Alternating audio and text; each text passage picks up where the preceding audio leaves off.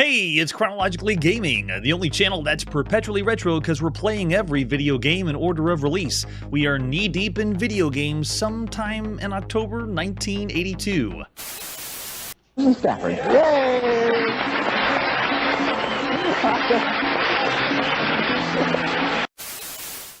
And we were on the Jupiter Ace last time.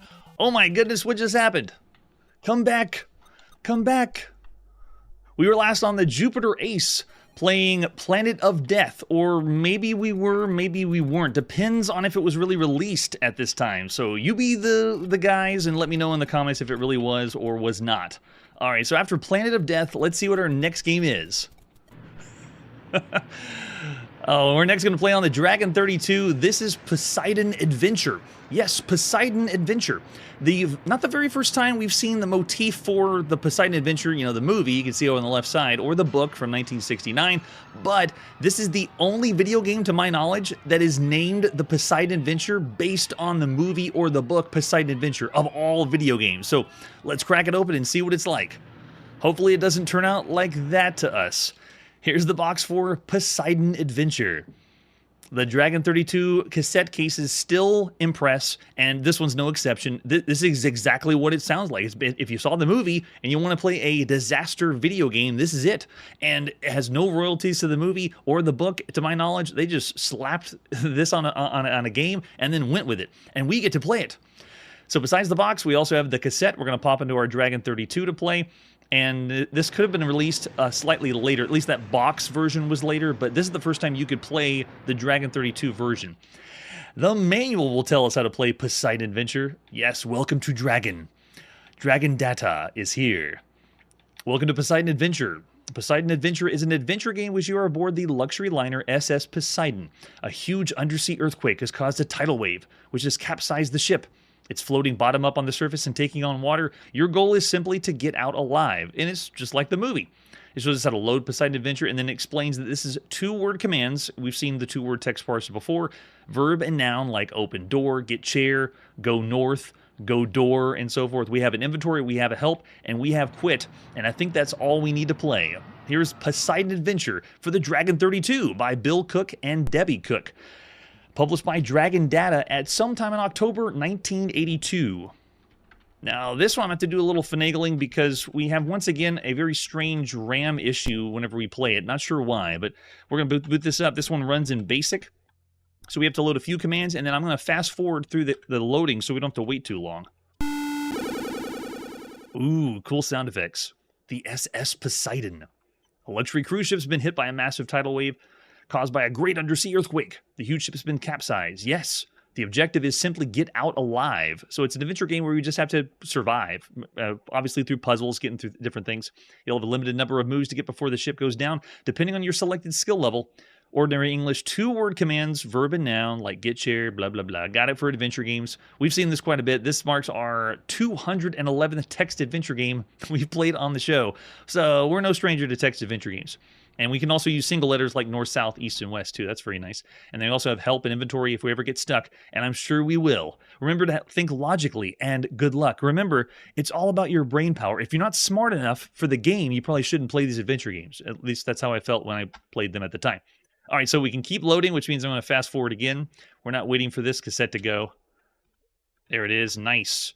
This one marks our 28th game we played for the Dragon 32. And the 11th game that Dragon Data has brought us. We are professionals here, so our skill level is going to be expert. We're in the ballroom.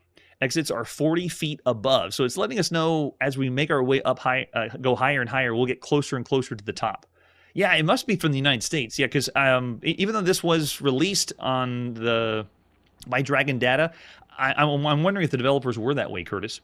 All right, so obvious exits are west and east. Let's go ahead and go to the west. So I just have to type W to go, which is nice. You're below a small entrance of carved marble columns, and we can see debris. Look closer at the debris. And it says, look, we can see more. We have to examine the debris, and we can see a flashlight now. So go ahead and get that flashlight. Does it recognize all of it? Most of these two-word text parsers, you don't have to type the whole word in. Or some of them are really long words. Some of them only understand the first 4 letters, and it works great. Yeah, right? How do you do a text adventure game with skill levels? Well, I believe they're taking different puzzles in and out of the game. But great question, Marshall, I'm sure. Yes, we should, Palpuck, if we ever see one, if we can survive. This is all Leslie Nielsen's fault. All right, so after we get the flashlight, let's go ahead and head east. Kind of the back in the ballroom where we were. And from here, we can see a chair. Let's go ahead and... Can we take the whole chair? Yes, we can. We'll take the whole chair. Sure. Keep on going east. Notice they're splitting it up, too. The adventure game, Scott Adams Adventure Games did this, and a few others do it, but I like how they don't have all the text on the screen. It reminds me of old-school text adventure games. The split actually is kind of nice. Oh, that's true, Curtis, yeah. All right, so we can see we're down the below entrance of the long passageway. We can see a sign. What does the sign say? Read it closely. It says, some objects may be used. Well, great, that's helpful. By the way, what happens if I type help? I might lose points, but we'll try it anyway. I'm just as confused. Help is no help. Maybe help is in certain situations, like wherever you are in that room, then you can say help. But that's funny, because most adventure games, when you say help, it actually has helpful information, like examples of what you can type in. This is not helpful. That's just comical. Yeah. All right, so after that, let's go ahead and drop the chair. So we have a long passageway. We drop the chair right by the sign, and let's go ahead and use the flashlight. And I bet if I can just say flash, it'll work, right? Yes. So we use the flashlight, and we can now see a cable. So you had to know to drop the chair here, even though there's nothing that tells you to drop the chair. Use the flashlight, and now we can see there's a cable here. All right, so let's go ahead and use the chair now. And after we use the chair, that means we're on the chair. I wonder if we could have tried climb the chair. I don't know if that would work or not. That'll work too. Maybe that'll work, Marshall. Hold our breath, and then we'll win. As long as we can swim our way out. All right, so now let's climb the cable. Okay, you've made it up to the next level. And they give us a little music. You're in the dark and damp intersection of hallways. The reason I'm excited about music is in adventure games, music is very far between. So if I can get any little music, it ramps the enjoyment of the game up. All right, we're in the dark intersection of hallways. After that, let's go ahead and head north. Lots of exits, though. We're in the dispensary. We can see a beaker and a painting. All right, let's go ahead and get beaker. Pick it up. By the way, this is only on the Dragon 32. You cannot find this game anywhere else. So what you're experiencing is only if you have the Welsh Micro. All right, so we should look at this closer. Look, beaker. Does that work? It contains liquid vitamins. Now, I'm going to go against my better judgment and eat vitamins. Oh, if I can spell it right. Maybe it'll still work. You don't have it. Oh, take vitamins. Take vitamins? You can't. What about drink? Drink vitamins since it's liquid. You feel somewhat strange. We can drink the vitamins. I wonder if it gives us superpowers. All right, so now that we've done that, after we examine the beaker, I'm sure I've done it in the wrong place. I wonder if the vitamins make us breathe underwater or hold our breath longer or something like that. Okay, we're now in the dark intersection of the hallway, kind of where we were before. Let's head east this time. Yeah, right? The obvious exits is almost like they're badgering us. It's obvious you can go this way and that way. Does that mean there's other exits, if they say that? All right, so we have a huge galley. We're in the huge galley area now. The steam spewing out all around you. We can see food, a cleaver, and a fire extinguisher here. Whoa. All right, so and that's where we'll put the stop on Poseidon Adventure. I'm sure we could play more and experience more, but you get the idea of what the text adventure is like. The one drawback for this one is there is no save function. When you play this, you have to go all the way through. It isn't an extremely long playthrough when you consider all the other text adventures out there, but I got to give it the nod of saying the save feature for adventure games is a must-have right now. And it's pretty simple. You take the cassette out, you put a cassette in, and you save. So I'm going to go 2.5 stars of all the games you can be playing right now across all home computers. Poseidon Adventure is the only time that a video game is called Poseidon Adventure based on that movie or book, but 2.5 stars for Poseidon Adventure. Yes. All right, now let's see what our next game release is. After that disaster, let's go to the TRS-80 color computer. The same computer, just, from the United States, for the most part. This is Rail Runner. Rail Runner is our newest game, and all we have is the advertisement from Computerware that tells us all about the games they've been releasing. And I think even some software you can see down at the bottom. They have Megapede. That's a good one. Check out Megapede if you haven't seen it already. And then Doodlebug, Shark Treasure. So a few of these we've already seen on the show. This is the 9th game that we've seen by Computerware, and Rail Runner is the newest one. There's an example of the screenshot. This one's available also for the Dragon 32, but we won't be showcasing it or seeing the Dragon 32 version. So what you see here of Rail Runner is the only one you're going to get. Let's pop in Rail Runner to play. This is by B.J. Chambliss, published by Computerware at sometime in October 1982. This is B.J. Chambliss's 3rd game after Storm and Pac-Tac. Storm was the very first time we saw anything Tempest-like that you could play at home. Pretty fun. All right, so let's load this up. Rail Run. I'm ready to play Rail Runner. This is our 149th game we've played for the Coco. 149 games of enjoyment. All on green backgrounds. Well, I say that and Rail Runner isn't running on green. All right, so to play this, you push enter to begin, I believe. Yeah, enter. Cool, there it goes. So you can actually control this. You can move down levels 1, 2, and 3. I'm going to start at level 1, though. You can see you can go down to 2. All I'm doing is tapping the keyboard. I've tried joystick. Joystick does not work for this one. So keyboard controlled only. Unless, I'm sure you could mod it to change. But this is another example of one of those games that is running slowly because there's so much happening on the screen. And in modern times, you would poke this. If you had all the pokes back then, you would be able to, you would want to poke this game because it's very, very slow. So you can see I'm at the top, moving my way 1 level at a time. If you come across one of the railway carts, which are yellow and pink, then you're safe. But if you touch any of the red carts, then you will die. So I am already, and I've already lost a life. It's essentially like we're playing a very slow version of Frogger.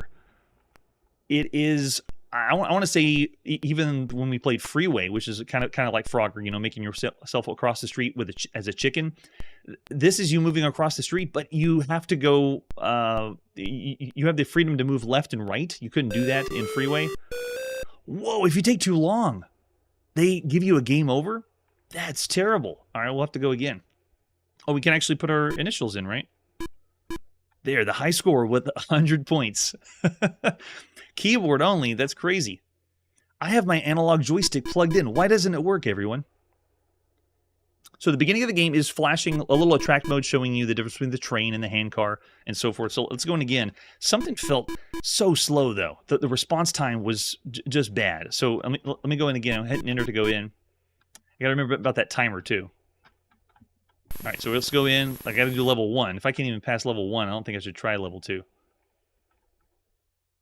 Anytime now. There. The response is so quirky and crazy. So this is obviously a Frogger style game. This is the 26th game we played that's like Frogger, and it's not very good. I say that you can go left and right compared to examples of Freeway, but Freeway is more fun than this. Freeway runs faster, but Freeway is also console. The slow response and the lag is really what's bringing this down, because I'm trying to use the cursor keys to move quickly. Yeah, it feels so delayed. Like even my response to move left and right. So I got to go down in the bad range for all the games you'd be playing right now. There's another game we played on the Coco called Frog Trek, which was a side view frog where you're moving across the street. But this one's in the same range as Frog Trek. I was not impressed with the slowdown. This one's just as bad. Oh, gosh. And you have to do the time limit? Why put a time limit in the game when it's already running so slow? And if you haven't already, Curtis, I'm sure you can throw the pokes out there. But the game itself needs to be sped up. whenever I'm using the keyboard, it is not responding. It feels like slow as molasses.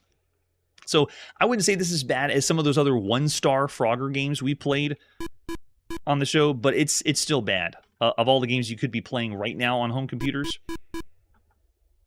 I still enjoy this, the graphics mode and the way these games look on the Coco and Dragon 32. It's still fun.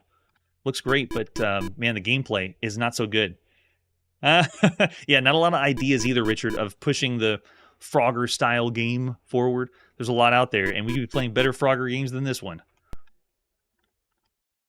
All right, so Rail Runner, of all the games you could be playing across all home computers, I'm going to say bad for all the titles you could play. I've already seen over in the chat 2.5 stars.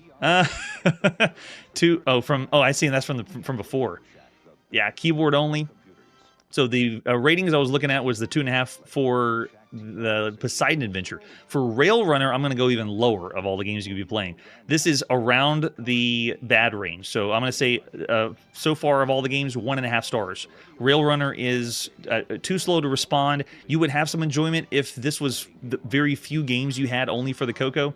And I can understand if you have a soft spot for Rail Runner, but no, I'm going to go lower. Richard's with me with 1.5, and then Curtis is saying 2. Oh, yeah, and it depends on the ROM. Yeah, Curtis, it might be different. All right, and without further ado, let's see what's next. Our next release takes us to the Atari VCS. The best VCS, in my opinion, that you could play right now, or the best console you could play. This is RealSports Volleyball, the newest release for your Atari. Let's check it out. RealSports Volleyball. Oh, they're bringing back the RealSports we've already seen on the show. This is the second RealSports in the series. The last one we saw was baseball for the Atari VCS. It didn't fare too well, but the artwork is awesome. Looks like classic Atari. The RealSports series did a great job. Man, so good. This one's only available on the Atari. It's not found anywhere else. Some of the other RealSports titles, they get ported to the Super System, 5200, and other places. That's it we see for volleyball. It doesn't get any more real than this, Hunter. Look at that. The front of the box is so good. You flip it over the back. Do you like to play volleyball on the beach? Well, get out your suntan lotion and swimsuit, because this Atari RealSports volleyball game offers a beach setting, the sea, the sand, and even a shark. Oh, and the sun. Yeah, if you wait too long on the game, a shark will show up in the background, which is kind of cool. What other artwork do we have for RealSports Volleyball? Oh, great. So just imagine going into the store and buying a brand new Atari game right now. That's what this is. This is the 153rd game we've played for the Atari. That's how many games you could be playing on that system. Atari's published 64. This is the 64th published game for their own home console. Man, oh man. So there's the cartridge for RealSports Volleyball. This one's another one by Bob Polero and Alan J. Murphy. They recently did Defender, which was also on Atari. Great port of Defender, and let's see what they do with Volleyball on the Atari. All right, so, oh, look at that. Oh, so good. Majority of the artwork that we get for Atari could be a poster in the background. I just want to bask in how good this is. So much fun. Yeah, we need to get that coupon and send it in, Marshall. So here's the manual for RealSports Volleyball. I'm just going to breeze through a few highlights. If you want to, you can always pause the video if you're in the middle of playing RealSports Volleyball and want to look at the manual. So there's our table of contents. Oh, the artwork continues. The manual is doing so many good things. Hope you're ready for a good hard workout. Time to play volleyball. This is a special volleyball game, and we'll get into it when we play the game. It is patterned after traditional volleyball. The objective is to win by scoring 15 points, and they do rally scoring rules. So you have to be serving to get the points. And they explain over on the right side how serving works, and they have a few screenshots explaining what the ball looks like, the players, the net, but they really don't need the screenshots. It's like you can tell which ones are their players. You can tell where the net is, and you can tell where the ball is. I like how they point out, here's the sun. Just so you know, that's the sun right there. We know, we can tell. It's done very well. Graphics are great. This explains how hitting works. Whenever you play the game, you just have to move your player around and they will automatically hit the ball. If you want to spike though, that's where you have to hit the red button. And it's showing you the different spiking zones. And it plays by volleyball rules. You have to do 3 hits. So if you've never played volleyball, this will essentially teach you how to play volleyball. I don't know if you'd call it lore, Hunter. Sporting games don't have as much quote-unquote lore, but the manual always has something good. So pause and read to your heart's content. The controller or the joysticks work in the way that you'd expect. Eight-way movements for all your players. You're controlling 2 people on either side of the court. When you play a 1-player game, you're controlling only 1 team, but both players at the same time. When you play a 2-player game, it's competitive only. So 2 people are against 2 people. You cannot play a 4-player game, sadly, even though we played 4-player games using the paddle controls. So here's the console controls. The difficulty switches do change the speed of players for the left and right side, so you can put handicaps in if you want. And game variations are, we have 1 player against the computer, 2-player games against each other, and then if you do games 3 and 4, you don't have to do the spike. The ball just automatically goes over the net. So it's kind of like an easy mode is games 3 and 4, and that's for 1 or 2-player. They break down the scoring for us right there, and they even have some game strategy. And I got to tell you, Bob and Alan did a really good job with the physics and the strategy of the game. This is an excellent sports game. Let's see when we play the game. So this is also available in Brazil, known as Super Volleyball, and in PAL regions. We're going to the first release. This is RealSports Volleyball by Atari at sometime in October 1982. Now, the first time we boot it up, it does what Atari does. It starts in attract mode.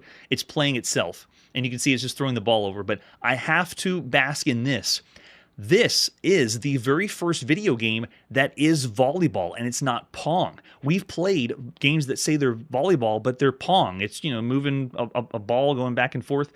And the closest one we ever got has been like on the video pack on the Odyssey 2.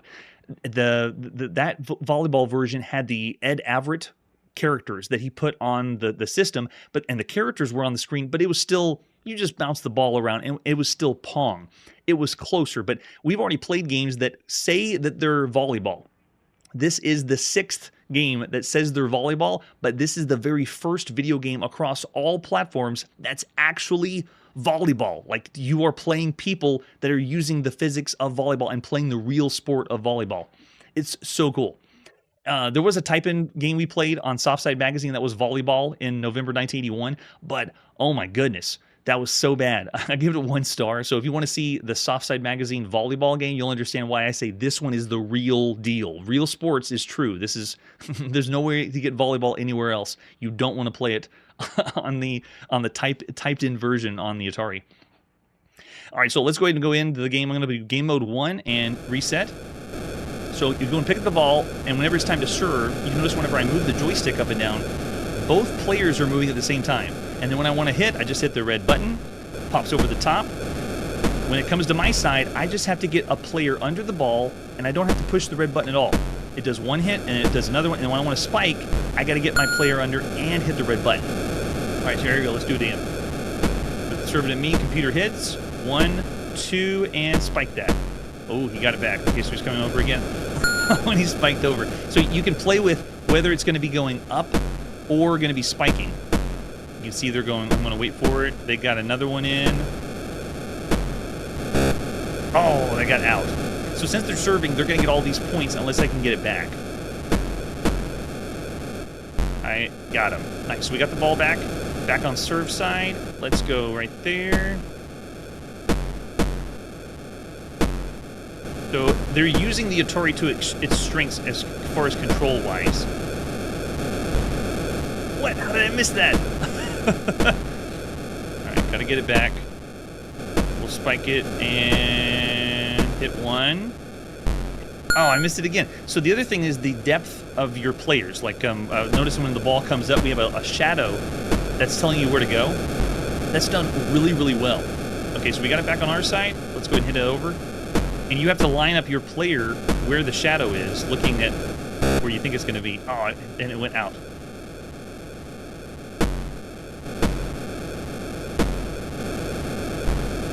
The way this looks is impressing me because it reminds me of when we played the game by Apollo. Like, it's called, I think it was Racquetball, where the 3D look of your of the court and the players are just really impressive for the Atari. I mean, you got to admit how good this looks for a beach volleyball game. Yeah, the sound's good. It's exactly like I expected volleyball to be. And it's not overbearing to play against the computer. It's not crazy difficult. The best experience is going to be whenever you play with another friend. But I like the AI for this one compared to some of the other sports games you could play. There you go. I spiked it over and psyched them out. Wait for it. Let's see. They're going for the third spike. Oh, it was a nimbly-pimbly one. Got him. So there's our first point. Looking pretty good. Play control is excellent. Now, this one is going to be contending against the other games you could be... Oh, I got him. The other games you could be playing sports titles across all home consoles, because there is no volleyball on home consoles to compare with. And some of the best ones you can be playing right now, sports title-wise, are things like boxing that you could play for the Intellivision, or boxing for the Atari VCS. This is really fun. I can see yourself spending a long time just playing with a computer, because it's a cool idea of being able to line up your players to hit the bounces in between, get the 3 hits and the spikes. And they explain in the manual the little nuance you can do with the volleyball, where you hit it and how you hit it, what's going to send it out of bounds and so forth. Oh yeah, good point, Hunter. The waves in the background. They didn't have to do that. That was just another extra programming little trick, because all they needed to produce was volleyball. That's it. I'll also notice the ball, is the ball moving, like squishing, or is it staying the same shape?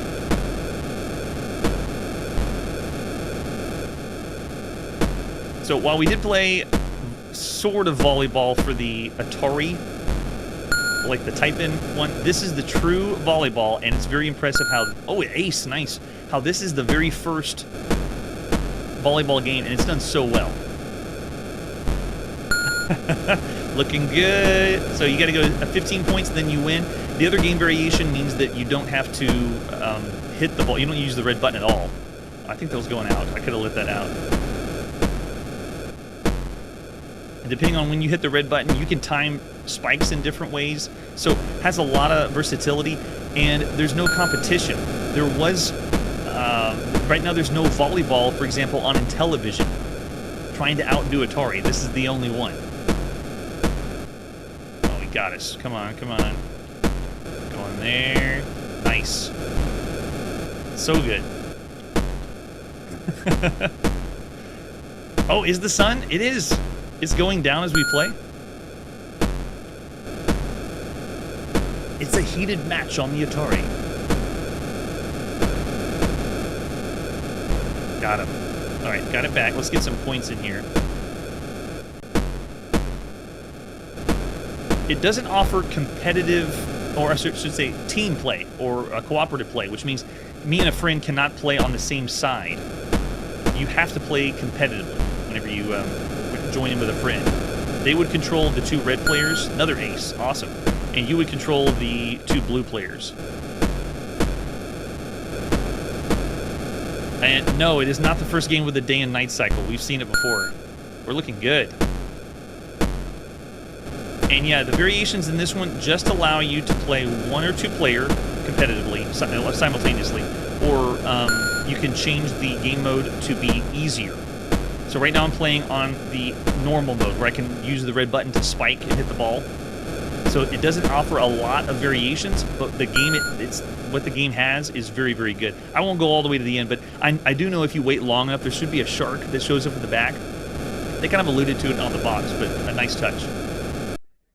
So this is competing against all the other sports games you could play across all home consoles right now. I mentioned boxing, but some of the other good ones that you could play right now would be like football on the Astrocade, ice hockey by Activision on the VCS, Trick Shot by Imagic, the pool game.